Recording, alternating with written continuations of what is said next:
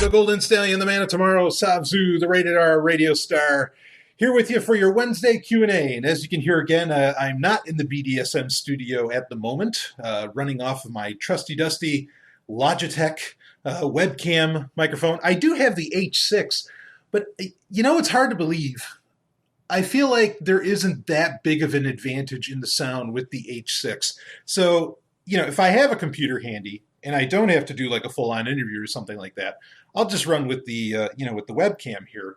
So, and haven't had any complaints yet, and it's pretty rare that I have to do this anyway. But if I really need to, I do always keep the H6 with me, kind of ready to go as needed. Of course, you know, the H6 is, and you know, to explain a different situation where that might be needed, the H6 is great to have, like when, you know, the lovely and hyper-intelligent Dr. Stephanie Murphy and I, the boss, when she and I have to do a car cast, you know, where we're recording on some trip that we're on. That's when the H6 is really handy and the audio, you know, is really phenomenal. But in general, I think that this, you know, this audio delivers, gets the point across, and you know, no one seemed to complain during the Death of Superman review that I just recently did. Of course, got some other reviews to come out still in June, and that includes the review of Godzilla 2 on Netflix. That's the sequel to, what is it, Planet of the Monsters? And then we also have the review of Voltron Season 6 to come up.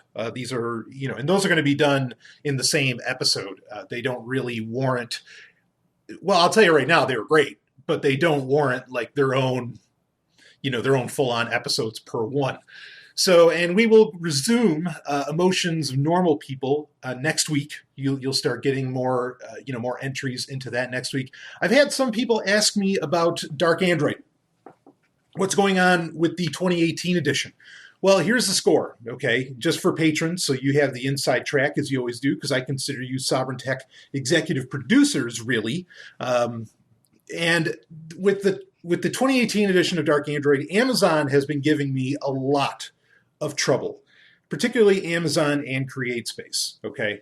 And so having it, you know, doing self-publishing sometimes runs into its challenges, frankly. And those are the challenges that I'm running into. I've been uploading, you know, editing the manuscript and uploading it at various points to get it worked out.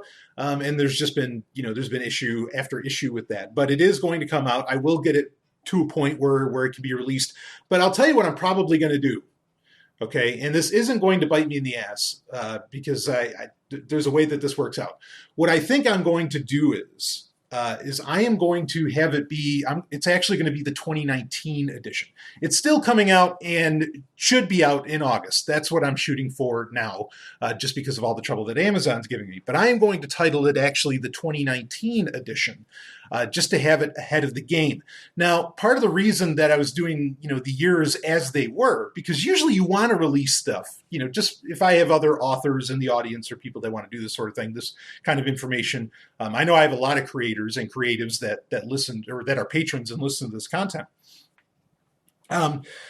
You know, it doesn't hurt to be a year ahead, right? It's just like calendar companies who do 18-month calendars so it can go well into the following year or something like that.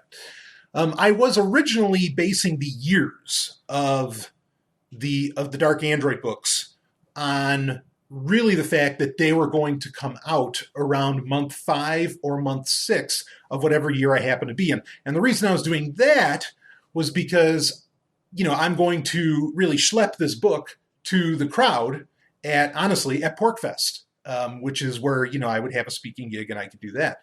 But like I've said in previous episodes, I don't plan on really attending or speaking at Liberty conferences anymore in the future. I mean, if someone makes me an offer I can't refuse, you know, well, I guess maybe, but I don't even know what that kind of offer would look like, that I would do it. But yeah, I mean, to have a lot of this stuff, because of the very nature of the tech world, to have a lot of this on such a, it's not that it's a strict timetable, and it's not like PorkFest forced me to have the book done. It was really my, you know, in my own mind that I wanted to do that as far as business.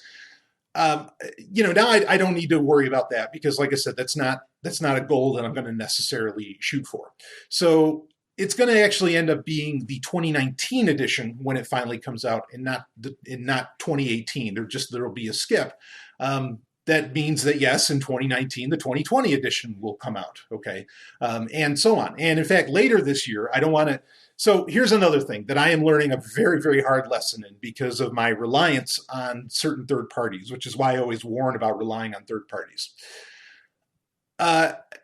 Like calling shots and saying, well, this will be out on this date, this will be out on this date, very tough to do today. Very tough to do because the smallest thing can really fuck with you. And honestly, especially if you do anything relative to blockchain, there is an extra eye of Sauron really on you, I think, and it can create all kinds of problems. So with that said, yeah, I'm trying not to like say, okay, this project will be, I don't want to give release dates. It'll be done when it's done. In fact, I was reading a great interview in Retro Gamer, which is a magazine that I read often.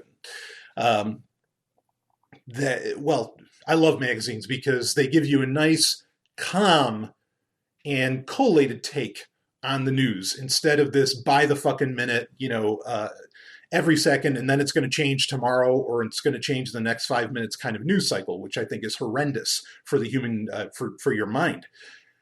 But I was reading Retro Gamer, and they were doing an interview about which we've talked about on previous Patreon Q&As, about the new Intellivision system.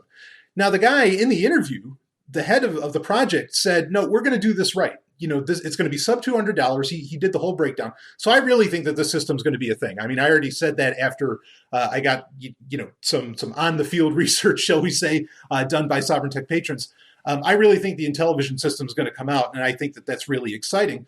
But in any case, he's saying, look, it's not going to come out this Christmas. It's not going to come out next Christmas. It's going to get done right, and it's going to come out when it comes out, and it'll be sub $200. And that's all the info that he gave. And I was like, yeah, that's the way to do it. That's how you talk about it. So I don't want to really give dates, but my point in bringing that whole thing up is saying that I do want to have a Dark Android Extreme book come out this year as well. But I don't know, I don't want to say for certain that that's going to happen. But that's one. Dark Android Extreme is not going to have like a year title on it because it's going to be some pretty evergreen knowledge as far as mobile devices go. So anyway, let's start getting into some of the questions here. We got 3 doozies that I picked out, or 3 good ones that I picked out that are actually fairly lengthy. So I appreciate that. Please do, again, the question trough is still pretty low. So keep sending them in and we will, we'll get to them here. But let's do it. Let's start reading it here. Let's see. Hey, Stallion, love your monthly Q&A hangouts for us patrons, particularly that you do video and we can see you can see you so animated. Have you ever considered doing a full video show either frequently or from now on? Okay, so I mean, not that this is like a big philosophical or tech question.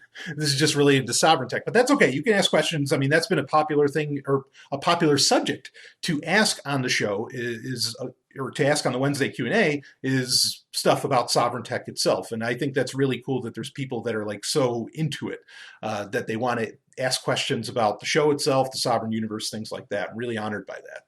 So, okay. Would I ever do a full video show? I've toyed with this. I've toyed with this idea. I purchased about a year ago, maybe a year and a half ago. I got a bunch of video equipment. I mean, nothing like crazy, not like some crazy like Sony cam or something like that. But I got a bunch of stuff for video and little things to do. Also, of course, for the Q&A hangout and everything. And I'm glad a lot of people really do enjoy those live hangouts. And I'm partly tempted to do more of those to hopefully entice more patrons, to bring on some more people, because I really want that to grow significantly as well.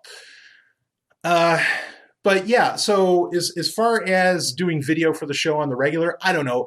I think I said this maybe a month ago or so on the Sovereign Tech Prime episode that I would be intrigued to do try it out, at least one live Sovereign Tech. And that would have video, that would, because it'd all be in the BDSM studio and everything, but to do one live Sovereign Tech Prime, and where it could almost be a call-in show, people could come on and, do it, talk about whatever, they could ask me questions and we could just shoot the shit. I'm tempted to do that. I can't really picture ever doing a fully regular video show. Now, Stephanie and I have talked about, so like when Robin and I are doing the Star Wars update, we actually do that in video. But I usually don't release the video of it. Not the and this is the thing, is that a lot of the video that I have set up right now isn't exactly like this is must-see video or something. There's not special effects. There's none of this shit coming in. Okay. Stephanie and I had recently discussed, doing certain types of content where video would be, we'd want to do video and we'd want to do it right. That may end up taking shape, but that's something that would take a little bit of time to completely put together to where video would make sense. I have a hard time believing, and you can tell me, I mean, obviously this person wants video, but I'd love to hear from more of the patrons on this. In fact, I might even make it like a Patreon question. But if you want, just message, make it a post on Patreon to ask people about it.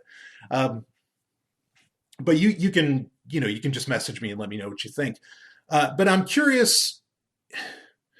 Like, I really don't think, I look at what some podcasters do as far as video goes, and as far as live video that they do, it's nothing really exciting, because they don't have like producers so much or anything that, can have special effects and all this other shit like appear across the screen or whatever.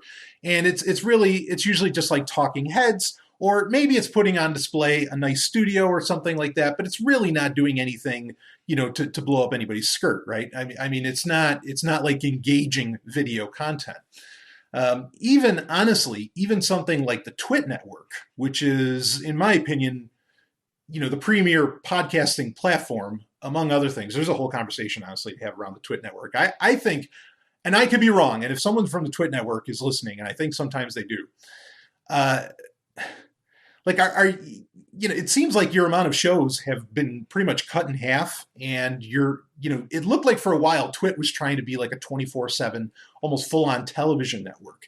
And now it really feels like they have significantly backpedaled on those plans, that there's not much of anything going on there. And I don't know if it's because they never got, well, I know Leo Laporte of the Twit Network has said that the bulk of their views, or listens or whatever is audio. It's not video. In fact, Leo Laporte once, I think, well said, and he was quoting somebody else, that video is for dummies, audio is for, is for the intelligentsia, as it were. And I mean, that's not an exact quote, but that was kind of his overall point. And I sort of agree with that. The only thing that brings me pause and makes me think something different would be when it's something like that's produced, not live, but something that's very well produced. For example, two of my favorite things that I watch on YouTube. Only a couple of the things that I ever bother to really watch on YouTube. That being The Gaming Historian, who I am a patron of, full disclosure. And I think he just does tremendous work. I love what he does. And of course, James, with the Angry Video Game Nerd. Those two, but I mean, they do full on, there's special effects, there's all this wild shit going on. Then video makes sense. So the only way I'd really consider doing video is if it wasn't live. And that might be against what people actually want as far as video for me, or how they want to be able to live interact with me more, kind of like with the Hangouts, with the Q&A Hangouts. But that's really my thoughts on it, is that unless it's going to be that really well-produced stuff, or the people, I mean, look, I have, the people are like people you want to see. And I say that because, look, I have a face for radio. Okay. Like, you do not want to see my mug for extended amounts of time. All right. So I'm not saying that to get a compliment. That's really how I feel about it. So, unless it's something like that, I don't know. I can't picture it. I can't picture really doing that, but I am interested in doing video content. It's just not going to be, I can't picture wanting to do full on live shows all the time, or every Saturday or whatever. And hey, look, I know Twit does it. They do it every Sunday. They do it every time whenever they're recording, they do some kind of live show. And that's really interesting, but you start running into a lot of technical problems. I mean, there's all kinds of issues that happen. And for the shows where it really does work, a lot of times those are shows attached to major journalistic institutions, say like The Guardian, they have podcasts, even though you don't even realize that maybe the show is attached to The Guardian or something, or they're attached to Wired or whatever. But then they're able to get these guests that are these very, very, guests with huge followings or like major, celebrities of some kind, whatever, or authors, that got some book deal with, I don't know, Simon and Schuster or Harper or whatever. So, I'm not going to get that. I could get some of those people, certainly, but that's not a route that I'm necessarily interested in going unless Sovereign Tech grows to a certain range where, I'm doing 2 episodes a week. And then, then I could fit in interviews and a lot of that other interesting stuff. I mean, I'm not entirely opposed to it. And I've had a lot of people who I have interviewed in the past for varying things say, tell me I'm a great interviewer. Like they just love it. They love my work. And anybody that I've ever done an interview for, they've generally told me, and they haven't just told me, they prove it by like plastering it on their website and, for years to come, that I'm always their favorite interview. Like they love having me interview them. And so I know I'm good at it. It's not like I'm afraid of doing it, but yeah, anyway, those are my thoughts on it. So I appreciate you asking. I'm glad you enjoy the live hangouts. I love doing the live hangouts. But as far as having it be like this really regular thing and where people can come on and whatever, and, and I field live questions and whatever else. Yeah, I don't know. I mean, even like look at Collider, which is another major, really like video style network, even though now they have a deal with Podcast One where they're doing a lot of audio content. Collider, they've had to downsize significantly and they've run into constant troubles with what it takes to financially be able to do the level of video content that they do. So when you're really independent, I mean, it's a big ask, to do that. And you've got to make, to get to that level, you got to make a lot of money. And I don't think that just seeing me in the BDSM studio every week is enticing enough to go through the steps of what it takes, to do a full-on video show every week. But would I do more curated, like documentary style or, like fully edited video episodes? Yeah, absolutely. I mean, that I am interested in. Like I said, we've been talking about it, but that's something that would take some time to set up. So, okay, I've talked about that for way too fucking long. So, but thank you for the question. I really appreciate it. But, we don't want to talk about Sovereign Tech forever. Sovereign Tech has to actually like get stuff out there, not just be insular and talk about itself. Something here's another thing I'm really reticent to do. Okay. I am reticent to take on any kind of platform,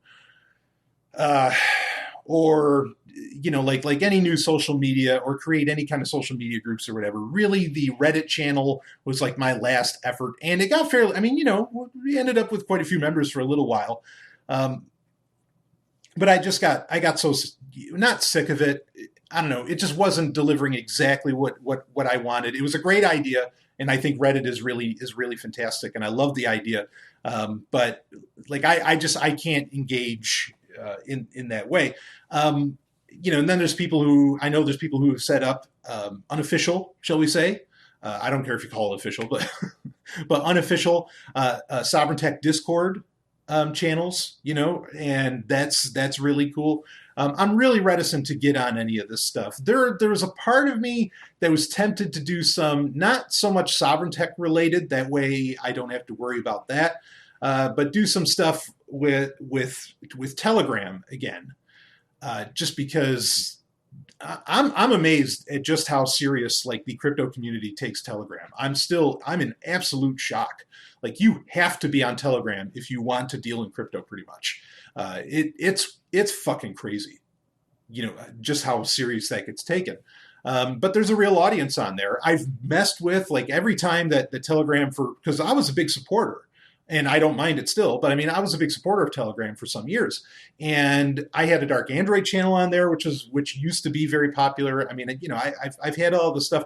I've been tempted to kind of toy with that a little bit, but if I decide to do that, I'll let you know. But it's going to be a personal thing. It's not going to necessarily be like Sovereign Tech branded, if I ever do that. But that's an interesting thing to look at because again, I'm still in shock that Telegram hadn't died off.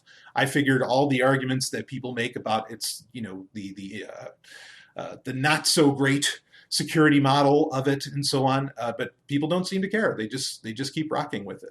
So, I mean, and I still have my Telegram account. I've had it forever. It's just @Sovereign. Feel free to add me on it. I still have people contact me through it. But I've been tempted to mess with that. But like I said, that's going to be something a little bit different if I decide to use that, because I don't want to build another sovereign tech related group and get all those people on board with it and then have whatever the company is, again, dealing with a third party, have a third party come in and do something that pisses me off, and I just say, fuck it. So I don't want to do that again. So yeah, if I ever do something like that with any kind of social media, it probably won't be Sovereign Tech branded. But okay, what would it be branded? That's a whole other conversation for another time if I ever decide to do it. All right, so let's move on here. Let's go to the next question. Brian, I have an iPad Pro, and after hearing you talk about how much you love your dark Android tablet, I realize just how much I love this thing. That said, I know you also discuss how a laptop is really the quote-unquote ultimate computer, as you put it, and that we should get used to using them more often. But isn't the ultimate computer the computer that gets done what you want? Yeah. I've said this before. In fact, I've gotten shit for it, amazingly. And I know I'm not the only one that's ever gotten shit for this sort of thing. Look, do I wish the entire world operated on OpenBSD and everybody was, fluent in being able to use that, or at the very least everybody was using Linux of some fashion, and people were rocking Raspberry Pis and blah, blah, blah. Yes, absolutely. I would love that. And like I've said in recent, I think really Q&As, Patreon Q&As, I don't know if I've gotten to this abstract point on Sovereign Tech Prime episodes. The future that I think a lot of crypto enthusiasts, okay, or cypherpunks, or pick your term, the future that they want is actually already here. All the technologies literally already exist, and you could just start using them and set it up.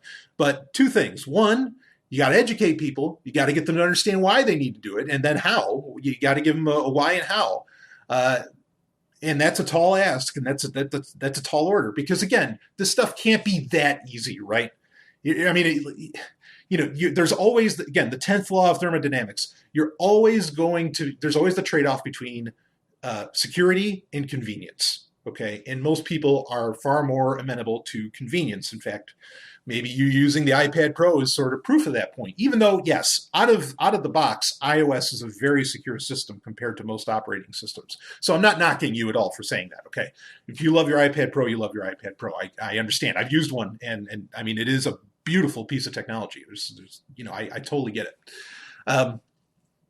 But anyway, you're going to have to get people used to to inconveniencing themselves, and that's a tall order. But and you're going to have to spend a little money, lay out some infrastructure and whatever. But by and large, the technology exists to have our little encrypted digital enclaves all around the world and have them communicate with each other, their mesh networks and all stuff. I mean, it's really there. It's just people got to be able to have the knowledge and the desire to use it all.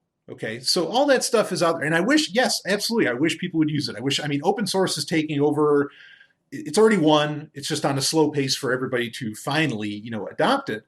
But, that part of the battle's already won, thankfully. So I'm hopeful about, again, I say this all the time. I am a short-term pessimist, but a long-term optimist. Because in the end, I think everything's going to end up, going in the direction that I think things should as far as tech goes, or at least the ability to take advantage of how tech should be set up.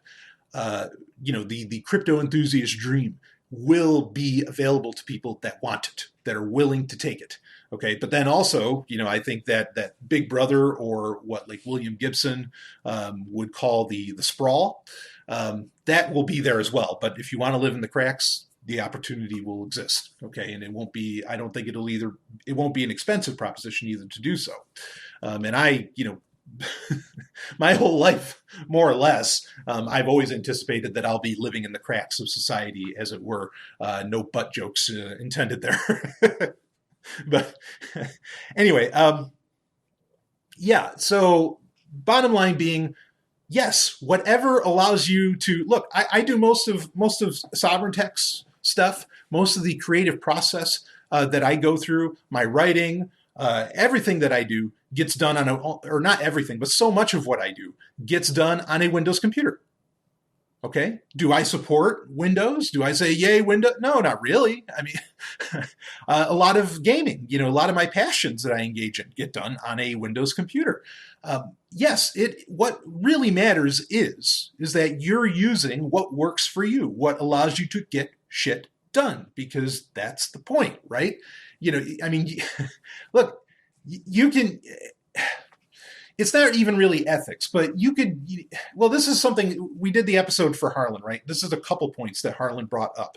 One is that, like, say you're a vegetarian, you're almost never going to wear shoes again because half of them have some kind of leather product or animal product involved again. I mean, like, you could take your ethics so far to where, you're not even like existing, for barely even surviving, let alone thriving, which again, your purpose in life is to be happy. Your purpose in life is not to, stick to these guns of saying, well, no, I'm only going to use open source forever. I mean, look, and I respect that opinion, and people that really stick to that stuff. I mean, that's awesome. I'm not knocking you, but I'm just saying that, yes, what matters is also, Harlan brought that point up about the ethics. If you follow your ethics so far, you're going to end up in a straitjacket if you're really, really strict on it, right?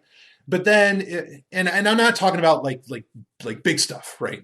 There's bigger ethics, like not using force and stuff like this. I mean, that of course, you don't want to stick by. But, some of like the finer points, well, everybody kind of makes compromises, I guess. And please, if you have questions about what I just said there, go ahead and ask them, and I can explain on that further. But you can also just go back to listen to the For Harlan episode. And I think it's like the first clip from Harlan that I played in that, where he talks about it. He's like, your ethics are your ethics, but if you follow them 100%, eventually you won't even eat, right? Depending upon what your ethics are. Like if your ethics are, I'm a vegan because I don't want to harm animals or something like that. Well, then it gets into, well, I stepped on an ant, right? I mean, you can go crazy with this, right? And this is true as far as ethics within technology too, okay? But the second point that Harlan would bring up is that, people have the right to use whatever technological level that works for them, okay? And if Linux doesn't work for you and you don't want to learn that, well, then by all fucking means, use whatever works for you. Use that iPad Pro. Use whatever the technology, whatever operating system or tech or computer or tablet or phone or whatever that you want to use, okay? I mean, at the same time, don't necessarily complain that, oh shit, well, I want to use only open source operating systems and blah, blah, blah. And so my iPad Pro should have an open source operating system on it. No, I mean, that doesn't make sense. Like if you want to use an open source operating system, or if you want to use really secure shit, you've got to go out there and you've got to learn how to do that for yourself, because it already exists. Apple doesn't have to take advantage of it. Okay. And they never will, because it's against their business model. So, like, yes, go ahead. If that's what works for you, if that tablet works for you, use that tablet.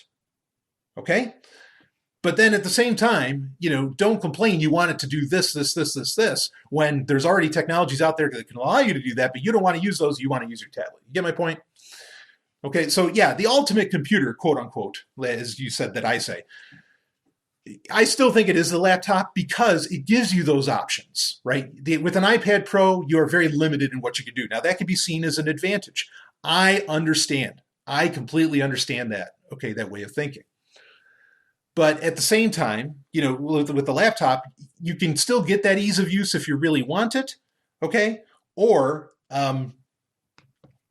you can really go deep and you can really secure your shit with that. To say nothing of the problems of a lack of open source hardware. That's a whole other conversation certainly to be had, okay? But yeah, use what works for you. I mean, really do. And I get it. Yeah, because I've walked around, I've been using my Nexus 7 tablet. I've been using it for clients. It's a great separate machine to handle certain clients' accounts and everything. I mean, and it's just so nice to just hold that, pocket it, toss it into a bag when I'm going to a gym or something like that. And I mean, it's super handy. I get the advantages to it, that a laptop, unless it's like a netbook, that a laptop isn't really going to, doesn't have that same feel and ease of use and so on. I really, really get your point. So yeah, folks, use what works for you. Now, if you have questions of how you can best secure whatever you happen to be using, be it an iPad Pro, an Android tablet, a laptop or something, well, you can ask me and I'll gladly tell you, because I try to use, I mean, I don't spend so much time in Apple's ecosystem, but I try to use a very broad range of devices and device classes so that I can talk about this stuff with you. And, I mean, that's part of the reason I do a tech show. Okay. Even though admittedly, my techno lust, as they'd say on Hack 5, has been kind of waning in a very real way. I've found myself in the past, throughout 2018, really, I've found myself detaching from a lot of online communication forms and formats and platforms. And I've found myself purchasing devices that are, don't connect to the internet. I mean, it's tech, but that don't connect to the internet. They're single purpose, and they, so, because again, okay, now the problem, real quick. So I've talked about many times how the more devices you have, okay, the more gateways that you have into your digital life, and each one is just creating more and more opportunities for an exploit against your data and whatever else is important to you that's digital. And of course, your digital life and your meat space life are not really separated anymore. Now that's only true. That statement is accurate, and I believe that, but it's only true if we're talking about internet connected devices, okay, or devices that have microphones and other bullshit on them. All right. I've found myself buying a lot of things that don't connect to the internet, that don't have all that horse shit, but allow me to do the things that, say, normally I've been doing on a computer, on a laptop or whatever, for the past decade. So, I mean, and easy examples would be like these little retro consoles, which, by the way, the Commodore 64 retro console came out. The C64 Mini. I'll try and get my hands on one of those because I'm in awe that the thing actually fucking came out. But anyway, that's neither here nor there. But I loved all of these devices that you just power them on and they just instantly do what they're supposed to do. You're pressing a couple buttons and away you go. There's no connecting to the internet. There's no fucking updates. There's none of that bullshit. You get on, you do it, you do your business, and it's over. Okay, awesome, love it. I found myself doing that. So I've found my techno lust very much waning, even though, I'm enjoying virtual reality and stuff like that. But then also, my enjoyment with like, say, my Oculus Go headset is very single focus. It's very purpose. Like, I'm not really playing a bunch of the games on there or anything. I'm more, like, say, I'm watching movies, or, maybe I'll watch a YouTube video on there or something. I have no problem doing that either. But it's very, very, very focused what I end up doing with that device.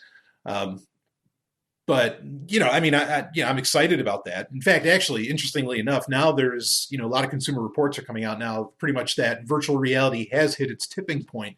And the tipping point isn't that it's taking everything over and everything's going to be VR in the next year. The tipping point is that VR isn't a fad anymore, which I think is great, is that virtual reality is, I have my concerns about virtual reality, but if virtual reality is to the point where it's here to stay and it's not a fad any longer, which people were still predicting throughout 2017 and 2018, then that means that the open source VR can move in, okay, and we'll get the quote unquote hackers involved in VR, and that's where things get exciting.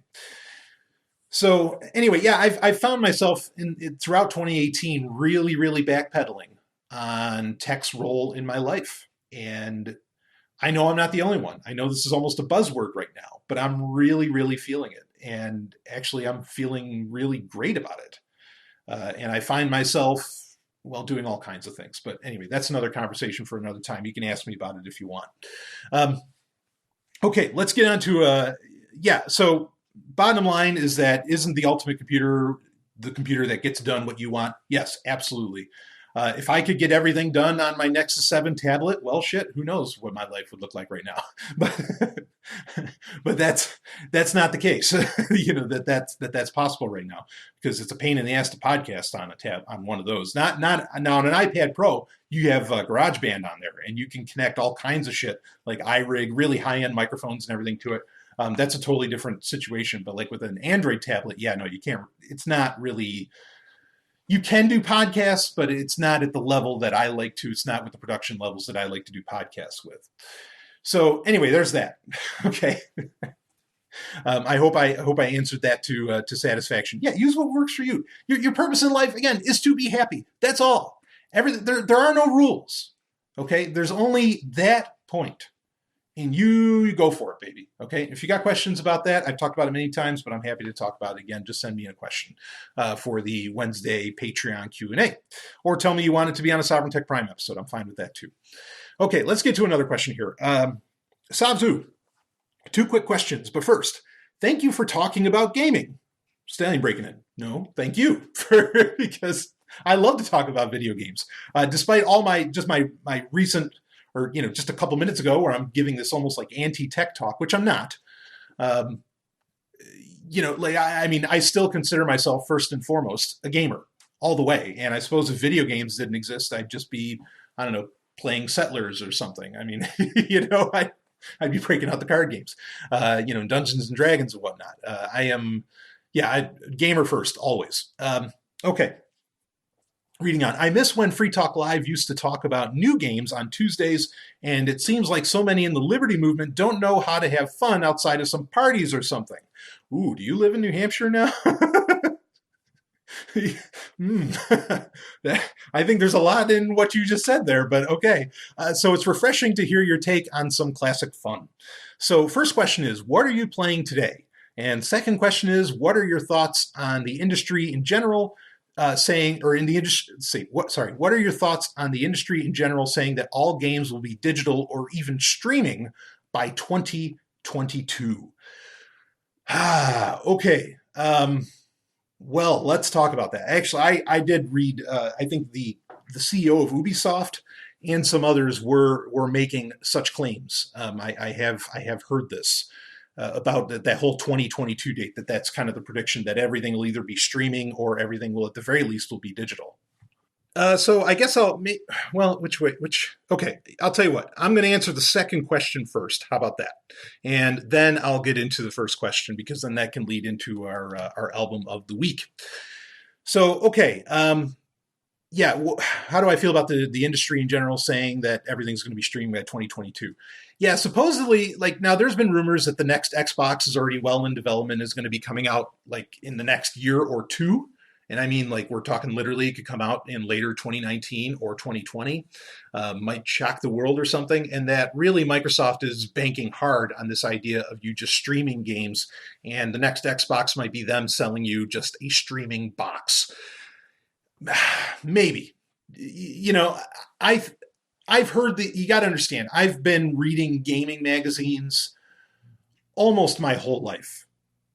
And I mean that, almost my entire life. I've been reading GamePro, PC Gamer, Electronic Gaming Monthly. I mean, you go down the list of them. I've been reading industry, as they would say, industry rags for a really long time. And these kinds of claims have been going on forever. I mean, I kind of feel like the whole idea of streaming and a lot of... All right, Microsoft clearly has that idea that, here's the problem with streaming. The problem with streaming is you always have to be connected to the internet, right? Well, a lot of tech giants are learning the lesson, Google, others, and you can see it in the offline functionality that they are adding to their apps. And not just tech giants, all tech companies are running into this, is that people aren't always connected, okay, to the internet. Now, Microsoft in the past, and we talked about this years ago, back when the Xbox One hadn't even come out yet, but they were talking about it. There was one of the executives at gaming for the Xbox division of Microsoft, who said right on Twitter, who the hell isn't connected to the internet? And made fun of him. The guy ended up getting fired, and rightfully so. I mean, that's horseshit to make that kind of claim. But streaming, for that to be a thing, really does require that everybody's connected to the internet. Right? I mean, that's a problem. And clearly Microsoft, with that guy's attitude, is of the opinion that everybody's going to be connected to the internet, that wants to play these games or whatever. Now, I think that there is a segment of the gaming industry that goes in that direction, okay? But then I also think that with the prevalence of the retro consoles that we've brought up a couple times already in this episode, the retro consoles like the NES Classic, SNES Classic, there's going to be a Mega Drive Classic, there's the Neo Geo Classic, there's a C64 Mini now that exists, there's, we got the Intellivision that'll be coming out, all this different shit, okay? There's obviously a huge industry for games that are not connected to the internet. There's a massive industry for that. And it's an industry that gets a lot of news, quite frankly. Okay, so the gaming industry could really splinter off. I don't think to make the claim that all games will be digital. I mean, and granted, with those classic consoles, the games are technically digital, right? Because they're stored right onto the device. The idea that all games will be digital, all future games will be digital, no, not all. Like that's hyperbolic speaking. There's no way. I do think that I think that the gaming world is literally splitting in two. Now, the problem with that is that for streaming, for like the games that we're talking about streaming and the games that we're talking about being digital and all that, we're talking about AAA games here, your Battlefields, your Call of Duties, all these different ones, right? Those games cost they have movie budgets. They cost millions and millions and millions of dollars to make. You cannot have a split gaming community and still sell those games. You can't do it. Now, does gaming have to be a zero-sum game, no pun intended? No, I suppose not. But I really think that there are interesting things going on in people's heads over how games are distributed today.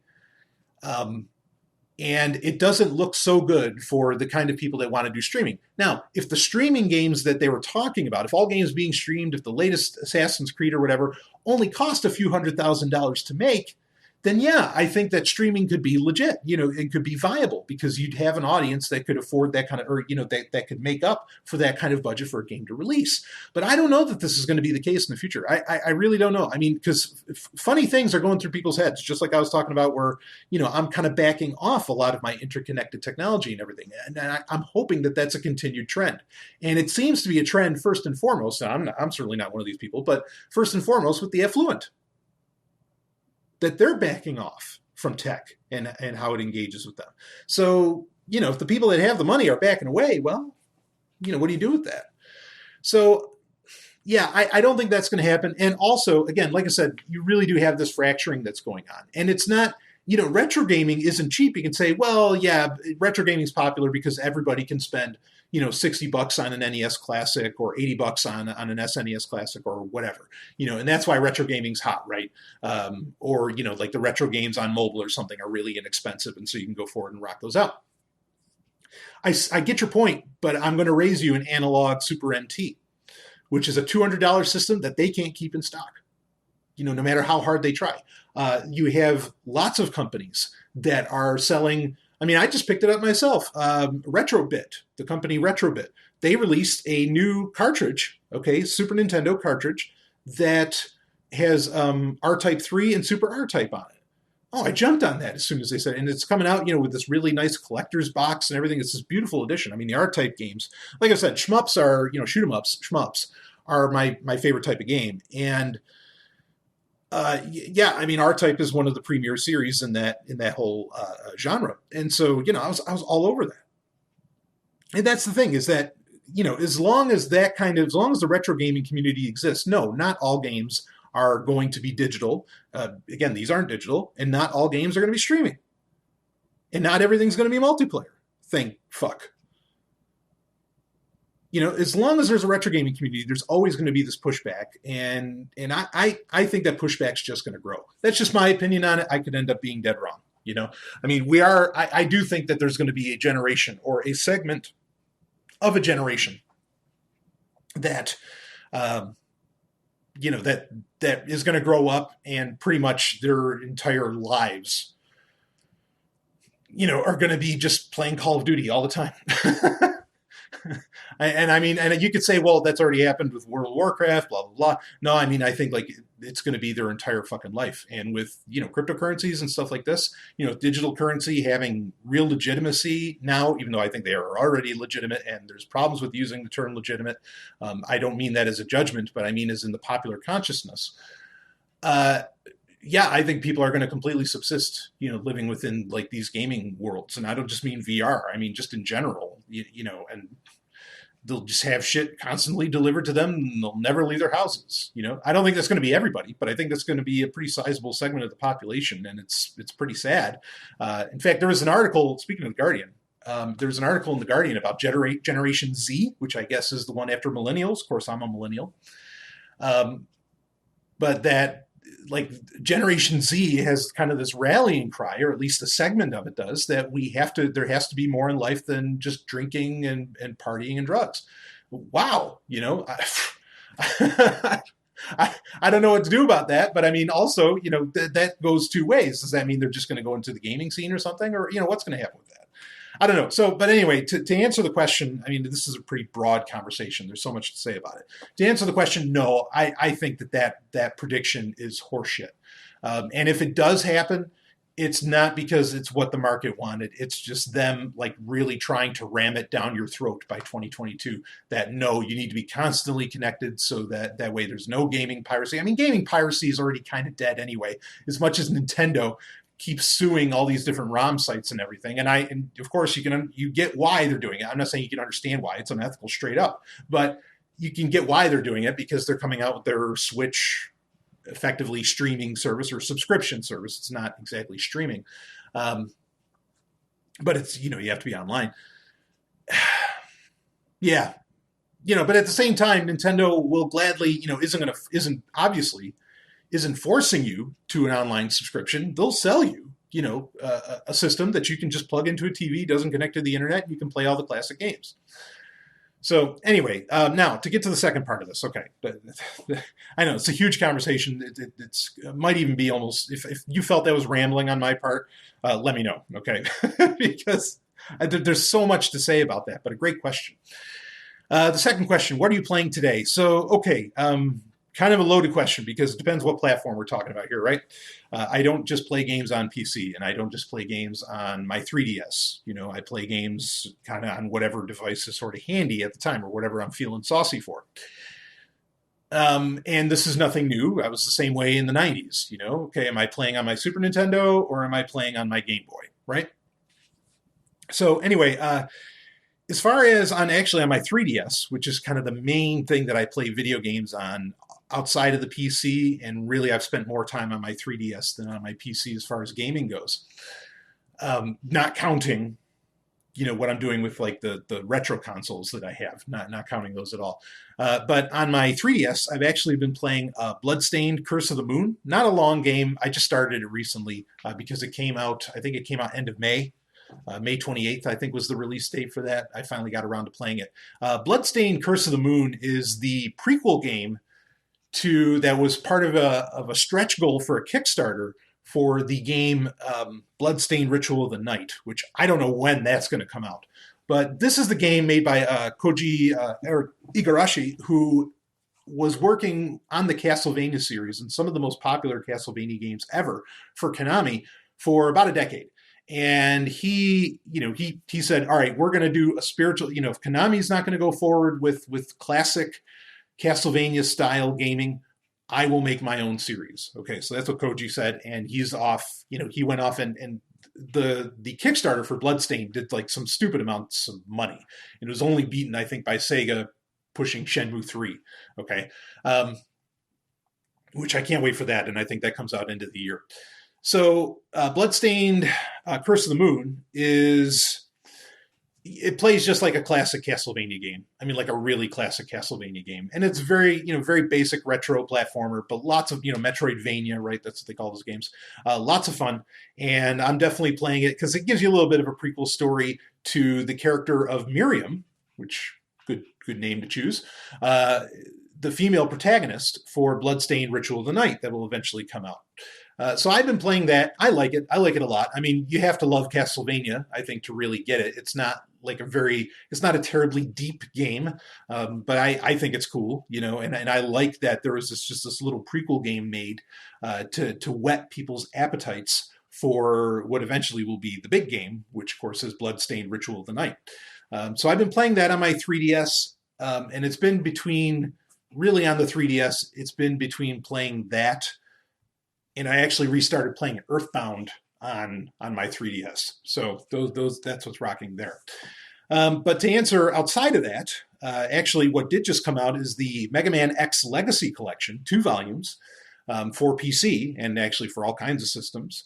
I have been rocking that on PC as late. I've been wanting to go through the entire series. So, once again, that's been really a lot of fun. And I mean a lot of damn fun. The Mega Man X series is it's amazing that a game series so iconic and well-tread like Mega Man could even evolve back then and continue to evolve. And it's so cool to finally be able I can't wait to get into X7 and X8 because those were, I think they were only on the PS2. They were kind of tough to get your hands on. So I'm intrigued to get into those. But yeah, I've been going through the entire series really. And then I might play, because I love the Mega Man Zero trilogy, I might end up playing that after that. So, but that's what's going on for me as far as PC gaming. And really, whenever I just have, my smartphone or tablet or whatever, I love playing a good game of Dragon Quest IV. Dragon Quest IV it's a remake, it was a DS remake that they released on Android and I'm sure iOS, from the game, did that come out in 89 or 90? Which are at the time in America for the Nintendo, for the NES, it was called Dragon Warrior 4. And that, of course, but it was originally the Dragon Quest series from Enix. And, I love the Dragon Quest series. I love it more than I love Final Fantasy. I think it's such a top-notch game series, and every entry is just beautiful. Dragon Quest IV totally stands the test of time. It plays just as great today, especially with the updated graphics, even though sometimes I do miss the charm of the 8-bit version of it. And obviously I could just play that by popping it in an emulator. But regardless, on tablet, I'll usually, rock out some Dragon Quest IV here and there. I forget which city I'm in right now on what I'm playing on my tablet. But yeah, so those are the games I'm playing right now. If you never played Dragon Quest IV, you've got to play it. Play the whole series. All of the Dragon Quest games are great. And they released I think most of the remakes on Android. But yeah, you want to jump on that if you've never played those. Dragon Quest IV is a great place to start because that's when you get really the very modern feel, or the more modern feel with the retro feel still of the Dragon Quest series. So, okay. Now, let's get into that. That's it for the questions. Let's get into our album of the week. And man, have we got a fucking doozy. This album is phenomenal. Absolutely phenomenal. And right down to, and it's been a while since I've been able to say this, right down to that the first single off of the album had an awesome video. And you have to watch the video, the music video for this song from this album. And the band we're talking about is Powerwolf. Powerwolf is a unique band that I only learned about a couple of years ago, even though they've been around for, over 10 years. Powerwolf is a power metal band, if you didn't catch that from their name. But they're unique in that where a lot of power metal bands, take your Dragon Forces, Rhapsody of Fire, these kinds of types, or even like Blind Guardian, stuff like that, where their lyrics are very upbeat and all about the armies of light will, blah, blah, blah, kind of Lord of the Rings-ish kind of stuff. Powerwolf is that kind of sound, but their lyrics are all very dark. Okay, it's all about stuff like worshiping Satan and whatever else, and how the Christians are doing this evil thing and blah blah blah. It's where a lot of other power metal would actually say oh yes, our armies are going forward for I don't know, the elves or something like that. Powerwolf is the same sound but kind of a different attitude coming up, and I love that. I think that's so cool of them to do. So they just came out with their latest album, which is The Sacrament of Sin. Great title for an album. The first track, or the first single off of it, is "Demons Are a Girl's Best Friend." Now, I heard this song when they first released it. I think the single was released back in April, and I loved it then. Of course, it's a play off of the old phrase "Diamonds are a girl's best friend," but it's "Demons Are a Girl's Best Friend." It's a killer track. It is so cool, and the video is so hot. I'll give you a little hint. It's a bunch of nuns coming in, and then the lead singer. Well, then there's demons at various points, and eventually the nuns are stripping, and there's a big orgy that goes on and all this stuff. You can understand why I would love it. It's so cool. So "Demons Are a Girl's Best Friend." That song alone is worthwhile, but pretty much this is track for track. The title track, "Sacrament of Sin," is fantastic. "Nighttime Rebel," "Fist by Fist." There's a lot of Night Side of Siberia. I mean, just all great songs. I love this album. And if you get the deluxe or limited edition, there's two different ones. One has one extra track on it. There's even where some classic songs from Powerwolf have been redone. It's almost like a tribute album that you get. And there's like Epica did a song off of it. Amaranth, which I'm a huge fan of Amaranth. I've been talking about them for years. They do a track on there. So well worth finding or getting your hands on the deluxe or limited edition of the Sacrament of Sin. But yeah, I mean, if you love power metal, if you've never listened to Powerwolf, you're really in for a treat. I love it. I love their attitude. I love their imagery. I love their lyrics. All the stuff that they're putting out there is really, well, I mean, it appeals to my to my Satan worshiping. I don't really worship Satan, but of course that's what Satan worshipers would say, is that they don't really worship Satan. But anyway, I think it's so fantastic. I love that kind of demonic imagery and all that, and the kind of the sexuality, that comes with what society would see as evil and blah blah blah. Powerwolf really delivers that. But demons are a girl's best friend. Oh man, I mean, take that quote to the bank, right? That's so great.